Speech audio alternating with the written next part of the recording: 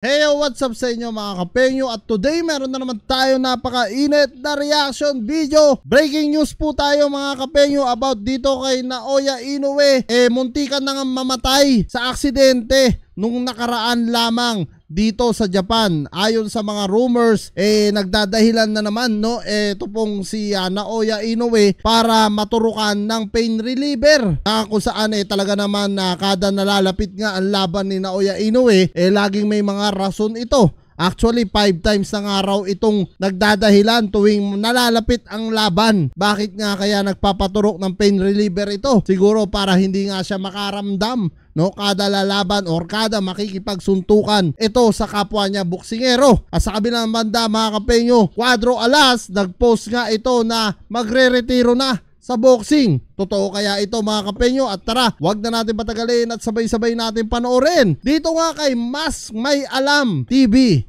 Viral ngayon sa Japanese boxing media ang mga kumakalat na artikulo patungkol sa di umano'y car accident na kinasangkutan ng kampo ni Naoya Inoue kamakailan lamang, na kung saan ayon sa mga nasabing bali-balita ay nagtamo raw ng minor injury itong si Naoya Inoue at may iilan ring kumakalat na mga balita na muntika ng mamatay sa nasabing. Grabe mga kapenyo, naalala ko tuloy si Errol Spence Jr. Ganyan na ganyan din na muntika na talagang mamatay nun si Errol Spence dahil gamit niya yung Lamborghini niya mga kapenyo, na kung saan talagang napakabilis po ng takbo ni Errol Spence doon. So dito kaya kay Inoue, ano kaya yung ginamit niyang sasakyan at bakit nahantong sa ganun? Kasi alam naman natin na may palapit na laban itong si Naoya Inoue ngayon darating na December. So parang nakakalungkot naman na balita if ganun nga. Pero sabi nga ng ibang rumors naman, nagdadahilan lang daw ito kasi nga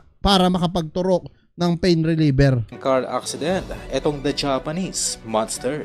Ang mga kumakalat na balita ngayon sa Japan boxing media ay posibleng gawa-gawa lamang din ng kampo nitong si Naoya Inoue upang ito ay makapagdeklara muna ng injury at makahingi muli ng clearance sa Japan Boxing Commission upang makapagpaturok ng pain reliever. Yan yung sinasabi ko mga kapenyo, maaari pwede rin, hanggat wala tayong nakikitang galos ni Naoya Inoue sa pagka-aksidente niya, yung mga malubang talaga, malamang sa malamang baka nga nagdadahilan lang yan, Siyempre sa boxing pwede lahat gawin, lalo na bansa niya yung pinaglalabanan, So marami siyang pwedeng kontakin, marami silang pwedeng kausapin. Pagka ganyan nagkakaroon ng injury ang isang boksingero, hihingi ka agad ng clearance para makapagturok ng pain reliever, which is very wrong kasi alam naman natin na malapit na yung kanyang laban, next month na, So dapat walang ganon para patas sana yung laban. Para po sa kalaman ng lahat ay may 5 beses nang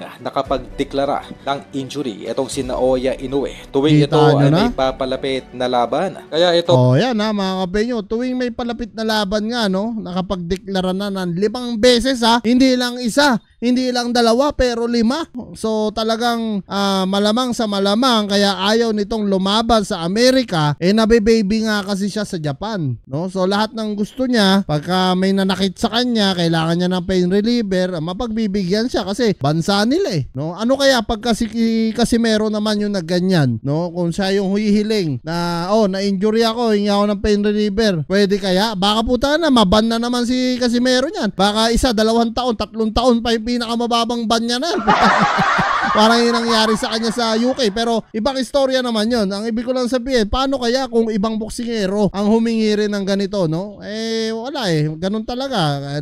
Bansa nila Ito ay malayang nakakakuha agad ng clearance at reseta mula sa mga doktor nito na makapagpa-inject ng pain reliever. Sa kabilang balita, sa recent post ng ating former 3 Division Champion John Riel Casimero, na kung saan sa nasabing post ay nagpahiwatig ng planong pagre-retiro ang ating pambato ng pamaan. Ayun talagang titigil na nga itong si Utol Janel Casimero Pero kung sakali man na pagdesisyonan ni Utol Janel Casimero na huminto na talaga sa boxing din, sa totoo lang kung ako tatanungin nyo, may mga negosyo naman na yan eh. Ang pangalawa, talaga yumaman na siya sa mundo ng boxing, nakilala na siya. Actually, pwede na nga maging full-time vlogger yan eh. Kumbaga, kung gusto niya mag full-time sa vlog, kikita na rin talaga si Casimero. No? Mag-content lang siya ng mga ginagawa niya sa buhay kasi kilala na siya eh. Talagang hindi na rin maghihirap talaga eh si Jarrell Casimero. Kasi yung nagawa rin niya sa history ng boxing, talaga namang nakatatak na rin sa ating mga Pilipino. Kita nyo naman, lagi natin na pag-uusapan si Cuadro Alas, talagang iba na, no, yung nagawa rin ni Utol Jarrell. At saka sa edad niya na magte-36 na, so ilang panahon na lang, gaya nga ng sinasabi ko, pag 40 ni Utol Jarrell, hindi natin alam, baka talagang hihinto na rin. Tapos naban pa siya sa Japan ngayon ng 1 taon. So hindi natin alam kung ano ba yung mga susunod na hakbang nila neto ni Kuya Lods. Ayon sa ating pinagkakatiwalaang insider, ang nasabing post nitong si Cuadro Alas ay isang sarkasam lamang o yung pagbibiro, at sa halip may paparating itong isang bigating laban dito sa... So yan mga kapenyo, no? Sana nga pagbibiro lang, no? Sana walang katotohanan kasi sa totoo lang, edad ni Utol Jarrell na 36, pwede pa eh, no? Pwede pang pumiga kahit na 3-4 na taon, no?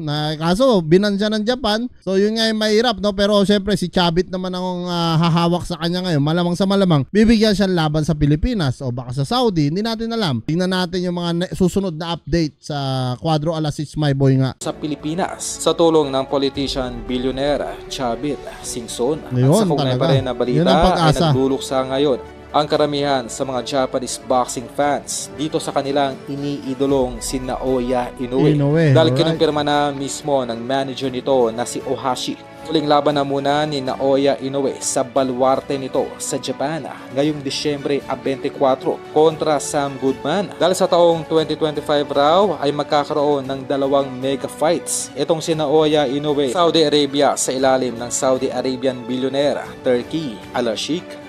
O yun na nga yung pinirmahan, no, neto ni Naoya Inoue kay Turki Al-Sheikh, na kung saan sa 2025 2 laban pala ang nakakontrata dito kay Naoya Inoue. Kaya etong 2024 hindi na talaga lalaban muna si Naoya Inoue ng Japan, which is napakalaki siguro talaga ng offer ni Turki rito, no. Alam naman natin si Turki Al-Sheikh talagang pang nag-offer yan, no, talagang milyon-milyon ang ibibigay sa iyo yan hanggat mapa-oo ka, no. Isipin mo na lang yung mga hinawakan niyang heavyweight, no, na pinaglaban niya sa Saudi, talagang pambihira naman talaga yung powerful ng isang Turki Al-Sheikh. Sa madaling salita ay malabong muna ang mapapanood ng live ng mga Japanese boxing fans. Itong kanilang national treasure na si Naoya Inoue na lumaban sa loob ng kanilang bansa sa Japan.